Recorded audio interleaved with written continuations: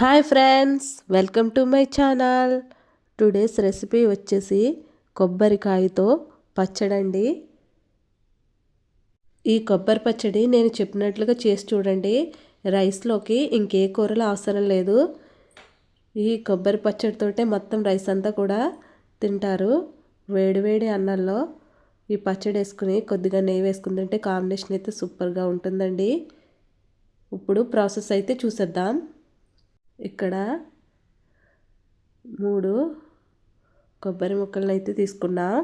ఇవి ముదరగా ఉండాలండి, లేతవి అయితే అంత బాగోదు. వాటిని కట్ చేసుకుని తురుముగా చేసుకోవాలి. తాలింపుకి ధనియాలు, మినప్పప్పు, జీలకర్ర, ఎండుమిర్చి, వెల్లుల్లి. ఎండుమిర్చి అయితేనే బాగుంటుందండి. కొంతమంది పచ్చిమిర్చి తీసుకుంటారు కానీ అదైతే టేస్ట్ అంత బాగోదు. ఓన్లీ ఎండుమిర్చి తీసుకోండి టేస్ట్కి సరిపడా. ఇప్పుడు స్టవ్ వెలిగించి ప్యాన్ పెట్టుకుని అందులో ఆయిల్ వేసుకోవాలి. వేసుకుని ఈ పోపు దినుసులన్నీ కూడా బాగా ఫ్రై చేసుకోవాలి. ఇది చాలా ఈజీ అండి. జస్ట్ 5 మినిట్స్లో అయితే ఈ రెసిపీ అయితే కంప్లీట్ అయిపోతుంది. చూడండి, ఇందాక మనం కట్ చేసి ఉంచుకున్న ఈ కొబ్బరి ముక్కల్ని ఇలా తురుములాగా చేసుకోవాలి. మిక్సీ పట్టుకున్నాం, అదంతా కూడా తీసేసుకోవాలి వేరే బౌల్లోకి.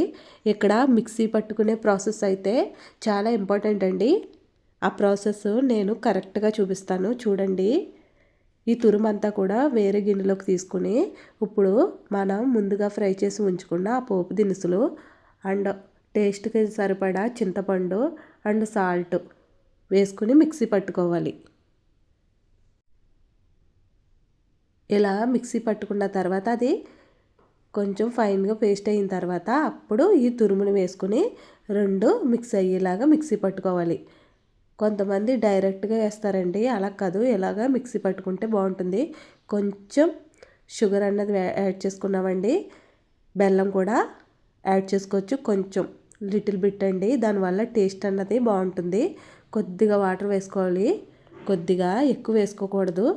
మనం ఇడ్లీలో కాడి చట్నీలో అయితే వాటర్ ఎక్కువ వేసుకొని బాగా పేస్ట్లో చేసుకుంటాం, కానీ ఇది రైస్లో కదండి, కచ్చాపచ్చగానే ఉండాలి. తాలింపుకి ఇక్కడ పోపు దినుసులు తీసుకున్నామండి. ఆ తీసుకున్న పోపు దినుసులన్నీ మళ్ళీ స్టవ్ వెలిగించి మనం ఇందాక ఫ్రై చేసుకున్న ప్యాన్ పెట్టుకున్నాం, అందులో ఆయిల్ వేసుకుని ఆ పోపు దినుసులన్నీ కూడా బాగా ఫ్రై చేసుకోవాలి. శనగపప్పు, మినప్పప్పు, ఆవాలు, ఎండుమిర్చి, కరివేపాకు తీసుకున్నామండి. ఇవి కూడా ఫ్రై చేసుకోవాలి. ఇవి లైట్గా కలర్ చేంజ్ అయిన తర్వాత మనం ముందుగా మిక్సీ పట్టుకున్న ఈ పచ్చడిని అందులో వేసుకుని బాగా ఈ ఆయిల్ ఈ పోపు దినుసులు అన్నీ పట్టేలాగా కొంచెం జస్ట్ ఒక్క 2 మినిట్స్ అలాగా ఉంచుకుని స్టవ్ ఆఫ్ చేసుకుంటే కొబ్బరి పచ్చడి అయితే రెడీ అండి. చూడండి,